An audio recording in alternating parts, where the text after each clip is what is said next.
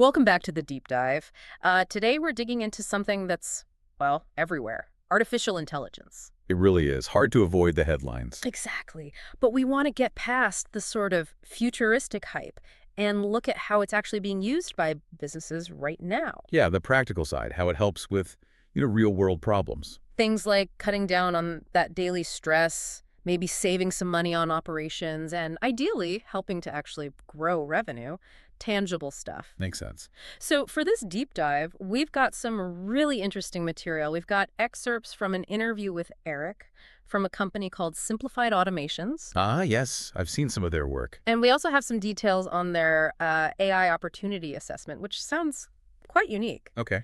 So our mission today really is to unpack how AI is being applied to solve those common business headaches, despite how fast it's all changing. It is changing incredibly fast. That's a key point. Absolutely. And we want to help you, the listener, maybe spot some of those easy AI wins in your own business, those things you might be overlooking. Good goal. Yeah. Because they're often hiding in plain sight. All right, let's get into it then. So what's interesting about Eric, based on the material, is how his journey with AI sort of connects to a common path for a lot of business owners. Okay. He apparently started with this really strong belief in just, well, good business systems, automation as a way to fix those daily frustrations for staff. Right, the standard automation principles. Exactly. And he saw AI less as this brand new thing and more like the perfect tool to finally supercharge that automation knowledge he already had. Ah, so it's slotted into an existing philosophy. Precisely. Helping businesses run smoother, more efficiently.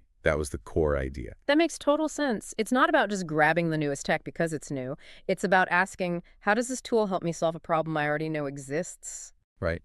But he also mentioned, and I think this will resonate with a lot of people, the biggest challenge was, first, just learning the tech. Mm-hmm. Steep learning curve sometimes. And then, maybe even harder, keeping up with it. Oh, definitely. You hear that all the time. AI changes, what, daily? Weekly? It feels like it sometimes, yeah. Right. Something new pops up literally every day. Staying on top of that requires, well, real dedicated effort. So, okay, that brings up a big question then. If it's that hard to keep pace, how can businesses, especially, smaller ones without huge R&D teams, possibly leverage it well? Well, that's where Eric's experience is quite revealing. The turning point for him wasn't just understanding the tech itself. No, what was it? It was the feedback, the direct feedback from his first few clients using the solutions. Ah, the results. Exactly. They started coming back and saying things like, wow, this is genuinely useful. Or we're actually saving, 5 hours a week on this specific task. Concrete numbers. Yes, our costs are down over here. Yeah. Or, crucially, our team isn't stuck doing this repetitive thing anymore. That last one's huge for morale, I bet. Absolutely. It was Wow. that specific, measurable impact that made him realize, okay, this AI stuff is really making a difference. Do you have any examples? Like what kind of tasks? Yeah, one example mentioned was automating the initial sorting or categorization of customer support emails. Okay, I can see that. It Into gets the- overwhelming fast. Right. Using some form of natural language processing to figure out what the email is about, maybe who needs to see it. That alone could save admin staff hours every single week. Just triaging the inbox. Yeah, that adds up. It really does. Now, here's a part I found quite interesting and kind of relatable, actually. Eric apparently admits he's quite introverted. Oh, really? Okay. Yeah, and he says a lot of the solutions he builds are kind of based on how he prefers to work. He's not necessarily a fan of, constant meetings or talking to people if it's not needed. Okay. Designing systems for the introvert in all of us. Sort of. So the more he can automate processes, the less unnecessary interaction is needed, and the happier and frankly more efficient he feels running his own business. That's actually a great insight. Using your own preferences to find universal solutions. He designed systems that minimize that kind of human friction, not just for pure speed, but maybe to create a workflow that's less draining. Exactly. Less cognitive load, maybe. Yeah, it connects nicely to the bigger picture of why automation, and especially AI-driven automation now, is so important. How so? While Simplified Automations, their focus is on helping local businesses, specifically in Alberta it seems, become more efficient, yes, but also cut costs, generate more revenue through better processes. The usual suspects. Right, but also, and this is key, significantly reduce workplace stress. Stress reduction, that's a big one. It is, because for so many business owners, getting that extra breathing room back is massive. Breathing room. You mean like time, money, Both. And mental energy, too. All that stuff previously sunk into tedious, repetitive work. Freeing that up can be the difference between just scraping by and actually, growing and thriving. So using AI for tasks like, what, data entry? Could be. Maybe using robotic process automation, RPA, or data entry, or smart chatbots to handle initial lead qualification before a human steps in. Right, handling the mundane stuff. Exactly. Let the AI handle the predictable, repetitive tasks so the humans can focus on the high-value stuff, the complex problems, the relationships. Okay, so bringing this back to the listener, we've talked about Eric's path, some real applications. What does this mean if you're listening right now, running your own business, maybe feeling a bit overwhelmed? Well, the core message seems to be that many businesses, maybe even yours, are likely missing out on some surprisingly simple AI wins. How so? Like what? Like maybe you're spending hours each week on tasks AI could do in minutes.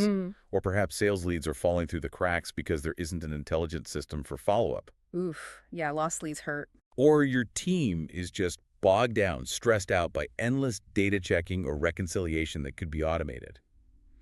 The key challenge, Eric found, is just knowing where to start looking for those opportunities, that low-hanging fruit. Right. It's easy to say use AI, but much harder to know where and how in your specific situation. Precisely. And that challenge, finding the right entry point, seems to be why they developed that AI opportunity assessment. Okay, tell me more about that. What does it do? From the details we have, it sounds like it's designed specifically to cut through the confusion about what AI can, and maybe more importantly, can't realistically do for small and medium-sized businesses right now. So it's practical, not just blue sky thinking. Seems so.